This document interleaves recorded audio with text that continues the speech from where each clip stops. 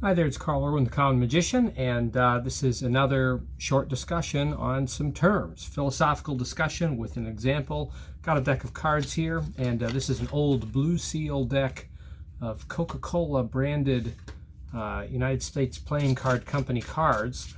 I wish I could find a reprint of this design somewhere on current stock. I would definitely buy probably a couple of them if I could.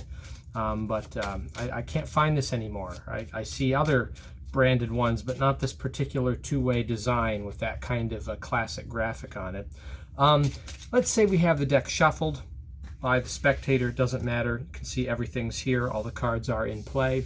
What we're going to do is very, very simple. I'm just going to give the deck a shuffle, burying the top card. You've seen this before. Burying the top card. Strips, another shuffle, again burying the top card, and then we'll give it a cut. And yeah, let's say in this situation we're going for the four of diamonds. The four of diamonds shuffled by the spectator, shuffled fairly right here on the table. Four of diamonds is what we're after, and if I cut, you'll see that I cut directly to the four of diamonds. How about that, right? So this is a discussion on the concept of card control as opposed to a magical effect. Sometimes you'll hear that comment made. It's kind of like that's not an A-can. You see, that's not an A-can, that is a C-A-A-N, that is a can, right? It's kind of like one of those where you hear this comment made every now and then. I'm not referring to any particular specific comment. You hear it from time to time. But the suggestion that someone is not doing a magical effect, but rather they're doing a card control effect because of the parameters of the trick itself. I don't believe that one can accidentally do a gambling routine. A demonstration, a gambling demo, I should say, or a cheating demo. I don't think that's something that you accidentally do. The people that do gambling demos, they do them on purpose. They're very intentional about it, and they make it very clear that it is not magical, right? What they do is not magical effects. They are not magicians. They are card mechanics. They're doing something that is a control of cards. And the way the presentation, the explicit presentation works, the claim is that they are doing things that look and appear normal, but they are actually controlling the outcome in a secret sort of way or in the open. They'll even often, part of a demo would be to explain exactly what they're doing, then they do it, and the spectator is left still unable to see the actual occurrence of what is being done, even though they are told that it's there. That is the implication. That is card control, and you can't accidentally do that. You can't have the parameters of a trick such that it's claimed to be a magical effect, but it's actually something else. It doesn't matter where the information is coming from or where the claim is. I just did an effect, shuffled the deck, spectator shuffles the deck, do a fair shuffle. I call a card, and I cut to it. That's a magical effect. The reason why it's a magical effect is because the deck was shuffled and I've made no other claim.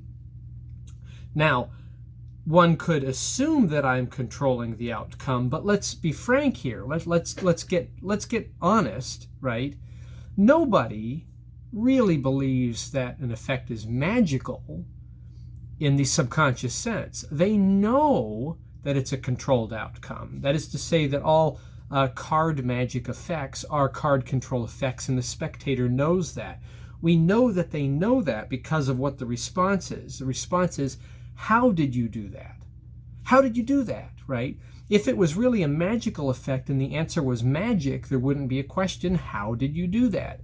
The question, how did you do that, comes about because the subconscious tells the spectator, I was tricked.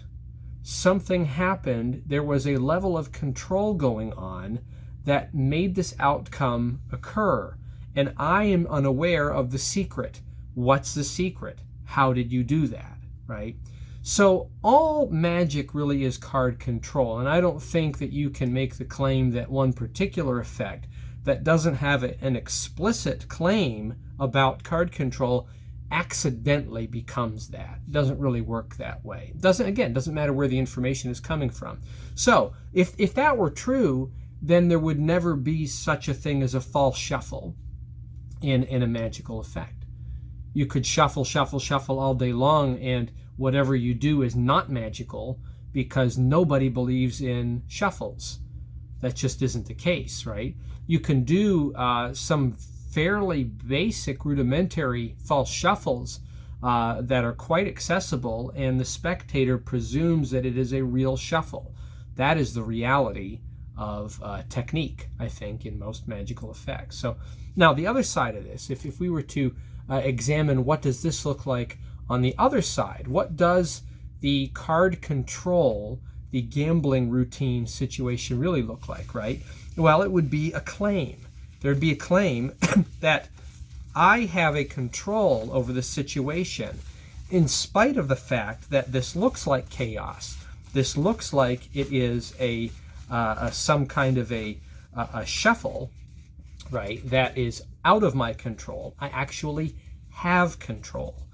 In spite of the fact that this situation looks like a fair riffle, losing the top and bottom card, and this looks like a fair riffle, losing the top and bottom card, and this looks like fair strips, right? And this looks like a fair riffle, losing the top and bottom card. Just because it looks that way doesn't mean it is that way. Just because this looks like a fair cut doesn't mean that it is a fair cut, because I can always track and control a card of interest. And of course, if this was a gambling routine, it would be a very important card of interest, right? So that I could cut not just to any card like the 4 of diamonds, but I would cut to the card, right? Which would be like the ace of spades or something like that. So this is an example of a card control routine. It is explicit. I am telling the spectator in the routine, or it is presumed because of various effects that have already come before it and the theming of what I'm doing, that I am controlling the outcome when everything appears to be fair. And I'm making a point of that. That is the focus. That is the point. Can you have a magical effect that is merely themed with gambling implications to it, but is not a card control effect? Yes, absolutely. It happens all the time. There's often gambling themed tricks, right? Story tricks, Sam the bellhop is extremely themed in gambling, right? There's hands of cards out there, and there's winners and losers, and yet it's a story trick. It is not a gambling demonstration. It is an example of card control, but it is a magical effect because the implication is that the cards are being shuffled. They are being cut. It is chaos. It is absolutely out of the control of the performer, yet everything comes out in an order, right? That's the magical premise of that effect.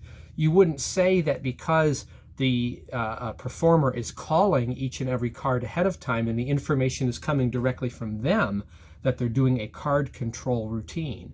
No, they're doing a magical effect. In order to do a card control routine, the performer, I think, has to explicitly claim that that's who they are, that's what they're doing, that is the subgenre of performance that you are looking at. There has to be that onset of a claim. A claim merely at the point of revelation does not make something one way or the other. The theme and explicit statement at the beginning, at the onset, has to qualify what it is that the spectator is about to look at. And I think that's where card control gambling demonstrations really find their reality. That's where you know that you're looking at one of those routines. It's in the claim that is made. So anyway, take that for whatever it is, and I'd say be careful, pointing out in somebody in critique and saying, well, that's, you see, that's not a magical effect. That is what you're doing is actually a gambling demonstration or a card control demonstration, you see, because of some arbitrary thing that is not a direct claim. I think you need to have the direct claim. Otherwise, it's all magic, because there is some element there that appears impossible. And there's no claim that it is false, right? Gambling demonstration claims that everything you see is false. Magic demonstrations presumes that everything you see is true, yet the outcome comes out in a certain way. So if I do a trick where I shuffle the deck in front of people, and then I call out a card, and then I count to it at a number that I provide, or I cut to it, that is still, any card at any number, on the presumption that I cannot know what the condition of the deck is. It has been shuffled. In contrast, if I'm in a gambling demonstration situation, I have noted at the onset that I can control the cards. Card control is very important when cheating at the card table or whatever, however I want to theme it. But I'm making the claim. And then I can say, for example, I can control the location of the ace of spades. And then I can cut to it or count to it. Or I could say that it is now at the 18th position. I've shuffled it there. That is a card control demonstration, even though materially both of these things are identical, right? Card control is identified by the claim, not the procedure. Good luck with that. Happy magicking.